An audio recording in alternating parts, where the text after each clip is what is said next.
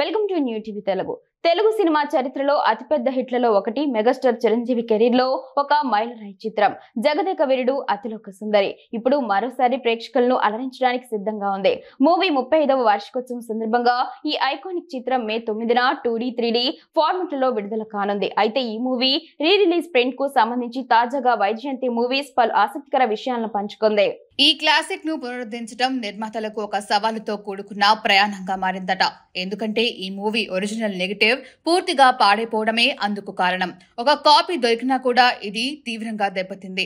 అయితే తమ బృందం అవిశ్రాంత కృషి, అంకిత భావంతో ప్రసాద్ కార్పొరేషన్ తో కలిసి ఈ చిత్రం రీ రిలీజ్ ప్రింట్ ను పునరుద్ధరించగలిగామని వారు తెలిపారు. అలాగే దానిని 3D ఫార్మాట్ లోకి మార్చినట్లు పేర్కొన్నారు. 2018లో ఈ మూవీ మంచి రీల్స్ వెతకటం ప్రారంభించామని బృందం వెల్లడించింది. సరిగ్గా భద్రపరచకపోవడం వల్ల రీల్స్ పూర్తిగా చెడిపోయినట్లు వారు తెలిపారు. మంచి రీల్స్ కోసం 2 తెలుగు రాష్ట్రాల్లో 3 సంవత్సరాల పాటు చిన్న చిన్న థియేటర్లకు వెళ్లి మరీ విస్తృతంగా వెతికినట్లు చెప్పారు. ఈ క్రమంలో 2021లో విజయవాడలో అప్పారావు అనే వ్యక్తి వద్ద వారికి ఉపయోగపడే రీల్స్ దొరికాయి. ఆ రీల్స్ తోనే పునరుద్ధరణ ప్రారంభించినట్లు వారు చెప్పారు.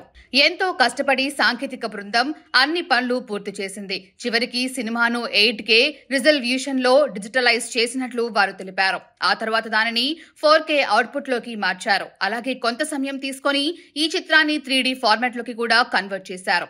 ఇలా 7 ఏళ్ల నిర్విరామ కృషి తర్వాత ఈ classic movie 2D 3D format లో థియేటర్లలో సందడి చేయడానికి రెడీ అయింది. ఈ మేరకు వైజయంతి మూవీస్ బృందం ఒక వీడియో ద్వారా జగదేక వీరుడు అతిలోక సుందరి ఎపిక్ రిజిస్ట్రేషన్ జర్నీని వివరించారు.